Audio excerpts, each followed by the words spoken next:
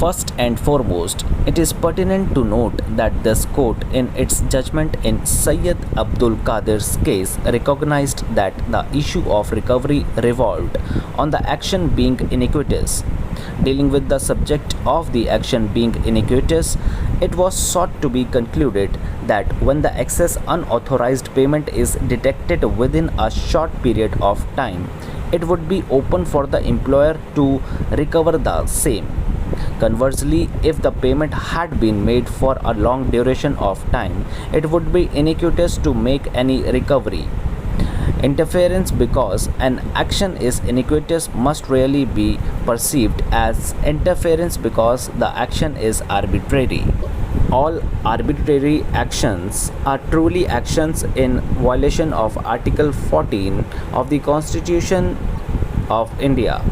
The logic of the action is in the instant situation is iniquitous or arbitrary or violative of Article 14 of the Constitution of India because it would be almost impossible for an employee to bear the financial burden of a refund of payment received wrongfully for a long span of time. It is apparent that a government employee is primarily dependent on his wages, and if a deduction is to be made from his or her wages, it should not be a deduction which would make it difficult for the employee to provide for the needs of his family. Besides food, clothing, and shelter, an employee has to cater not only to the education needs of those dependent upon him, but also their medical requirements and a variety of sundry expenses. Based on the above consideration, we are of the view that if the mistake of making a wrongful payment is detected within 5 years, it would be open to the employer to recover the same. However, if the payment is made for a period in excess of 5 years, even though it would be open to the employer to correct the mistake, it would be extremely iniquitous or arbitrary to seek a refund of the payments mistakenly made to the employee. In this context, reference may also be made to the decision rendered by this court in Shyam Babu Verma versus Union of India SCC 521, wherein this court observed as under, we have held that the petitioners were entitled only in terms of the recommendations of the third party commission with effect from January 1, 1973. Accordingly, we direct that no steps should be taken to recover or to adjust any excess amount paid to the petitioners due to the fault of the respondents, the petitioners being in no way responsible for the same. It is apparent that in Shyam Babu Verma's case, the higher pay scale commenced to be paid erroneously in 1973. The same was sought to be recovered in 1984, that is, after a period of 11 years. In the aforesaid circumstances, this court felt that the recovery after several years of the implementation of the pay scale would not be just and proper. We therefore hereby hold a recovery of excess payments discovered after 5 years would be iniquitous and arbitrary, and as such violative of Article 14 of the Constitution of India. Examining a similar proposition, this court in Colonel B. J. Akara versus Government of India observed as under, such relief restraining back recovery of excess payment is granted by courts not because of any right in the employees, but in equity in exercise of judicial discretion to relieve the employees from the hardship that will be caused if recovery is implemented. A government servant, particularly one in the lower rungs of service, would spend whatever emoluments he receives for the upkeep of his family. If he receives an excess payment for a long period, he would spend it, genuinely believing that he is entitled to it. As any subsequent action to recover the excess payment will cause undue hardship to him, relief is granted in that behalf. But where the employee had knowledge that the payment received was in excess of what was due or wrongly paid, or where the error is detected or corrected within a short period of time of wrong payment, short courts will not grant relief against recovery. The matter being in the realm of judicial discretion, courts may, on the facts and circumstances of any particular case, refuse to grant such relief against recovery. A perusal of the aforesaid observations made by this court in Colonel B.J. Akara's case reveals a reiteration of the legal position recorded in the earlier judgment rendered by this court, inasmuch as it was again affirmed that the right to recover would be sustainable so long as the same was not iniquitous or arbitrary. In the observation extracted above, this court also recorded that recovery from employees in lower rank of service would result in extreme hardship to them.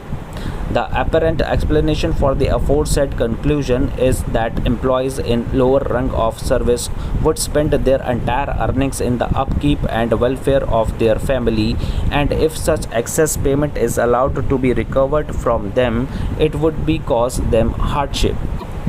Sir, with regard to the family planning program of the Government of India, it is true that our government and our country have been perhaps the pioneers in respect of taking advantage of the World Health Organization expertise and assistance in regard to family planning program, and that in the last several years one cannot ignore some of the good sides of the achievements of the family planning program. Sir, I would like to invite the attention of the government to two aspects of the matter. One is that after having got this experience of some years, more than a decade or two, can we not have some kind of sustained uniform policy with regard to the various projects and programs of family planning, particularly with regard to two things. One is the assistance that he would like to rope in of the voluntary agencies, because by its very nature this is not something which the government can do.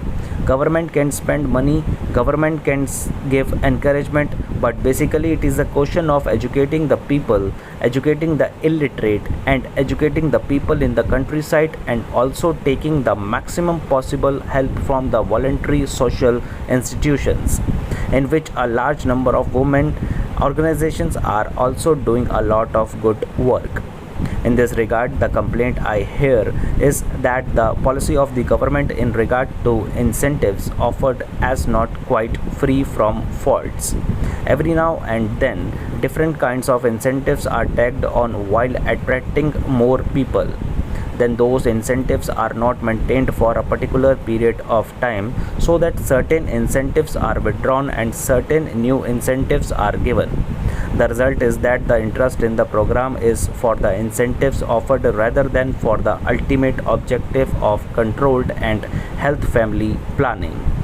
I would therefore request the government to ensure that the family planning program has a certain sustained outlook, that the incentives are well thought out, and that there is no change every now and then in regard to this and that incentive. Then this should be free from very serious error. This is not only an error, I would say it is a criminal thing. In the name of operations, a large number of old people, children and boys are also hooked into the whole thing because they get some extra financial incentives. Now I come to the demand about the freedom fighters. I endorse very warmly many of the points which my honorable friend made when he talked about genuine and bogus freedom fighters. In fact, the government of India themselves, in various replies in the past in this august house, have told us about how many bogus cases were also found out. Here we must remember that to some extent we, the elected members of state legislature and parliament, are also responsible for giving false information or false certificates. I am not saying that this or that particular person has done it, but when the government says that in the absence of any proper proof, the certificate of a member of parliament, of member of legislative assembly should be attached, surely the member or parliament or member of legislative assembly should be 100% sure of his facts, and he just should not do it by way of obliging any person. It is there where the bogus cases come in. I am only making an appeal through this speech to members of legislative assemblies in state legislatures and members of parliament here that we take extraordinary care so that we do not issue certificate liberally or irresponsibly, because otherwise it becomes more difficult for the government.